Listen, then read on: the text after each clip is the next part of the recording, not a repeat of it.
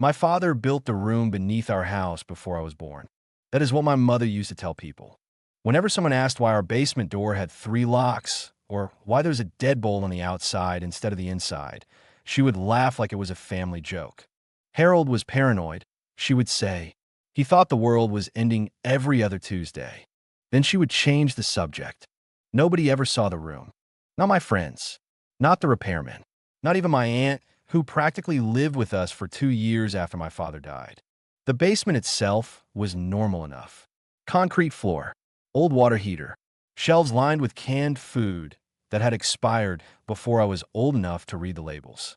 There was a washing machine that shook so hard during the spin cycle that it walked 3 inches across the floor every time you used it. At the far end of the basement was a narrow hallway.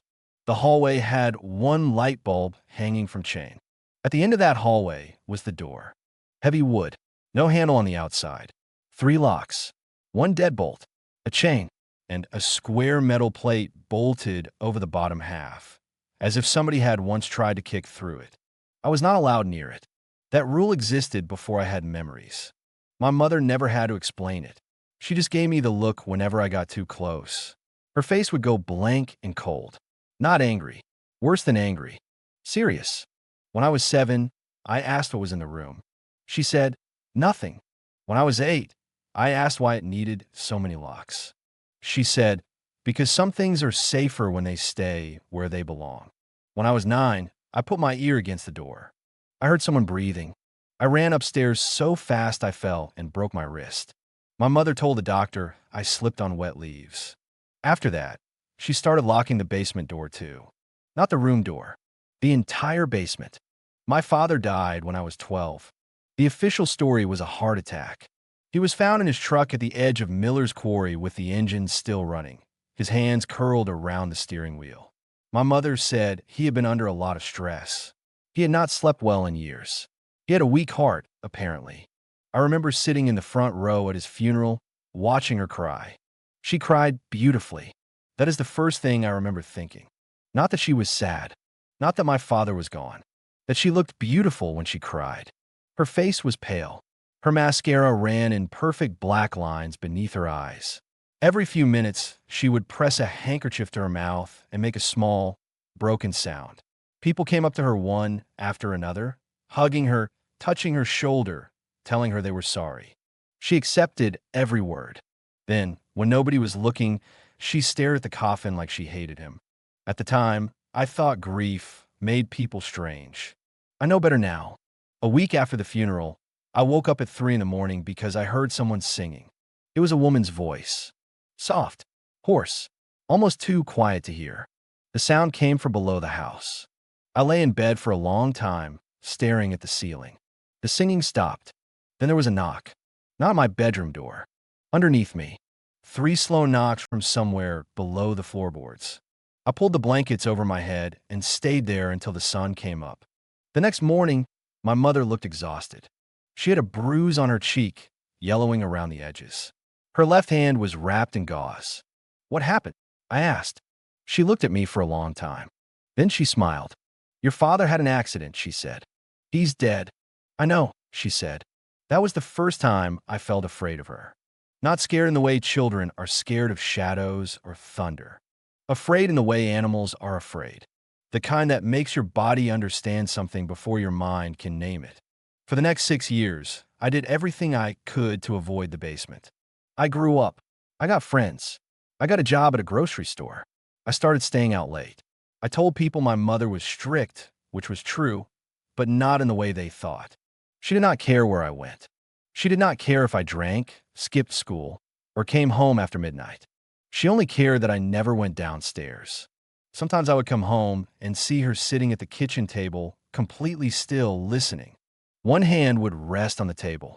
The other would hold the basement key. If I asked what she was doing, she would say nothing. Then, late one night, when I was 18, she asked me to help her carry something downstairs. She had never asked before.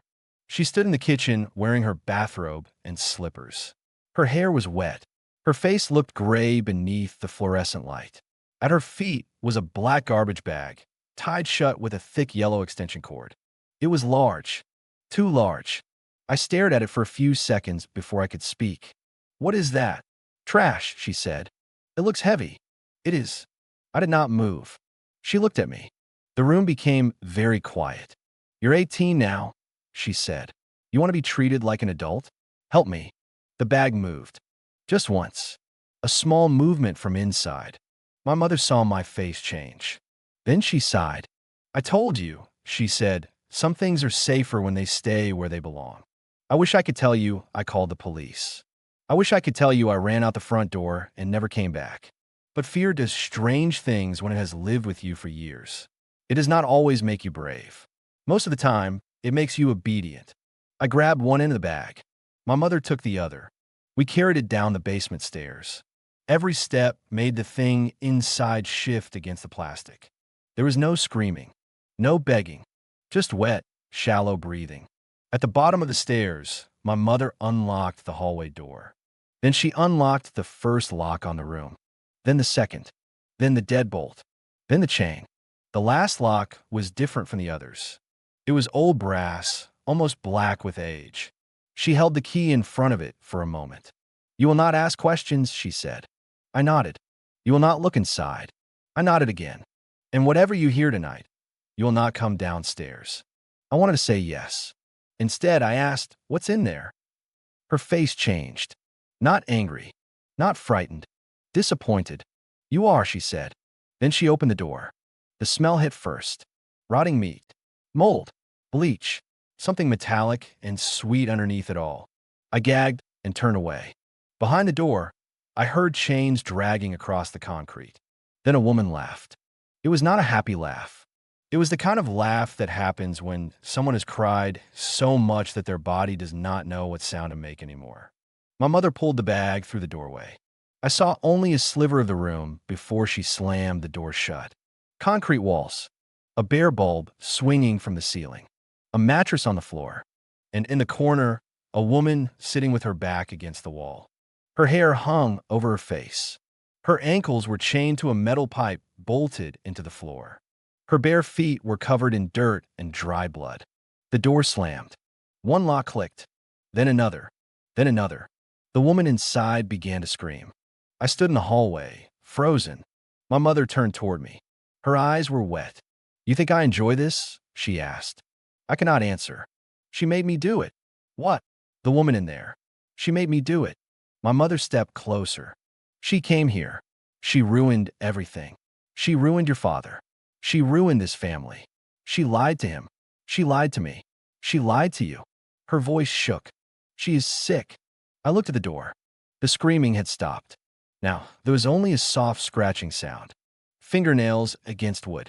My mother reached for my hand. Her palm was cold. You have to understand, she said. Sometimes love means doing ugly things. That night, I lay awake listening to the basement. The woman did not scream again. She spoke. Not loudly, just loud enough that I could hear her through the vents. At first, I could not make out the words. Then she started saying my name, over and over. Evan. Evan, please. Evan, I'm your sister. I stared at the ceiling until morning. I did not go to school. I told my mother I was sick. She smiled and made me soup. For 3 days, I heard the woman downstairs. She told me stories through the vents. Stories about my father. Stories about a girl named Marissa. Stories about a house in another town. A house with a blue porch and a red mailbox. She said my father had taken her there when she was little. She said he had saved her. She said my mother was lying. On the 4th day, the house went quiet. My mother did not mention the basement. She cooked dinner. She watched television. She laughed at something on a game show. She hummed while she washed dishes. At midnight, she went downstairs. At 1 in the morning, she came back up. At breakfast, she told me the room was empty. What happened to her? I asked. My mother buttered toast. She left, she said. Ow! She found a way out. That was the first lie I knew was a lie. I did not say anything. I did not ask again. Years passed. I went to college 2 states away. I barely came home. When people asked about my mother, I said we were not close. When they asked why, I said she was difficult. That was easier than telling the truth. Easier than saying I had spent my entire childhood pretending I did not hear someone breathing beneath the floor. My mother called every Sunday. She never asked about school, never asked about friends. She only asked one question. Have you been downstairs? At first, I thought she meant the basement in the house. Then I realized she meant something else. Something in me. Have you been downstairs? She would ask. No, I would say. Good, she would reply. Then she would hang up. When I was 27, my mother died. She had a stroke in the kitchen. The neighbor found her 2 days later after the smell started coming through the walls. I drove back for the funeral. The house looked smaller than I remembered. The windows were dirty. The porch sagged. The grass had grown high enough to touch the bottom step. Inside, everything smelled like dust, old coffee, and the faint chemical sting of bleach. The basement door was unlocked. I stood in front of it for almost an hour. Then I went down. The basement looked exactly the same. The old washing machine, the rusty shelves, the single bulb at the end of the hallway, the room door, 3 locks, deadbolt, chain, the brass lock. I found the keys in my mother's kitchen drawer, wrapped in a dish towel. My hand shook so badly I dropped them twice. I opened the first lock, then the second, then the deadbolt, then the chain. The brass lock was last. When I slid the key in, something moved on the other side of the door. I stopped breathing. For a moment, I almost ran. Then I heard a voice. My father's voice. Evan. I backed away from the door. Evan, he said again. His voice sounded exactly as I remembered it. Older, weaker, but his. Don't let her out. My stomach turned. I stared at the door. What? Something scraped across the floor inside. Then my father spoke again. Please, don't let her out. I want to believe it. God, I wanted to. For 20 years, I had imagined that room holding a victim, a woman my mother had kidnapped, a secret she had buried because she was evil. But now I wondered if the truth was worse. I wondered if my father had built the room. I wondered if my mother had locked something away after he died. I wondered if I'd spent my life blaming the wrong person. Then another voice came from inside. Soft. Female. Evan. I knew it immediately. The woman from my childhood. The woman who called herself my sister. Please, she said. You know me. My father began pounding against the wall. Don't listen to her. The woman laughed. That same broken laugh. She still has him convinced, she said. What are you? I asked. The basement light flickered. The woman sighed. I'm what your mother made. My father screamed.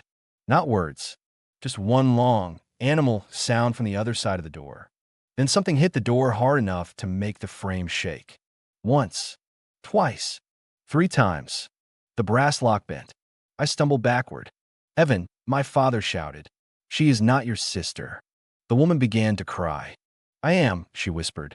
I'm your sister. I'm Marissa. I closed my eyes. My mother had never had another child. I knew that. At least I thought I knew it. Then I remembered something. A photograph I had seen once in her dresser when I was little. My mother and father standing in front of the house. My father looked young. My mother looked tired. And between them was a little girl with dark hair. I had asked who she was. My mother had taken a photo away from me. She had said, nobody. I opened my eyes. The woman inside was breathing against the door now. Slowly, patiently. Open it, she said. My father began begging. Please, Evan, don't. The room went silent. Then I heard a new sound. A small voice. A child's voice. Daddy. My father stopped. I stopped. The child spoke again. Daddy, it's dark. The woman began laughing. My father started crying. Not quietly. Not like an adult. Like a man who had just watched the world end. And suddenly I understood. Not all of it, but enough. My mother had not built the room. My father had. The woman was not my sister. She was something else. Something that had come home with him. Something that knew names and memories and voices. Something that had worn the shape of a little girl long enough to make him build a room beneath the house. My mother had not locked it away because she was cruel. She had locked it away because she was terrified. And when my father died, she had spent the rest of her life alone with the thing he had brought into our home. The woman behind the door stopped laughing. Her voice changed. It became my mother's. Evan, she said. Perfectly. Open the door. I looked at the locks. At the bent brass. At the thin crack beneath the door where darkness gathered like smoke. Then I saw something slide out from underneath. A photograph. Old. Yellowed. Water-stained. I picked it up. It was the picture from my mother's dresser. My parents standing outside the house. And between them, a little girl. But this time, I could see what my mother had hidden with her thumb whenever she showed it to anyone. The girl had no face. Just smooth white skin where a face should have been. Behind her, in the window of the house, there was another shape. A woman. My mother. Standing upstairs. Watching. The thing behind the door began to scratch. Slowly. Deliberately. One long line across the wood. Then another. Then another. I ran. I left the keys in the basement. I left the house unlocked. I drove until the sun came up. That was 6 months ago. I have not gone back. The house is still there. The locks are still on the door. At least I think they are. But every Sunday at 3:17 in the morning, my phone rings. The number is always blocked. When I answer, nobody speaks. I only hear breathing. Slow, wet, patient. And once, last week, I heard my mother's voice. She whispered, "Evan." Then, very softly, "Have you been downstairs?"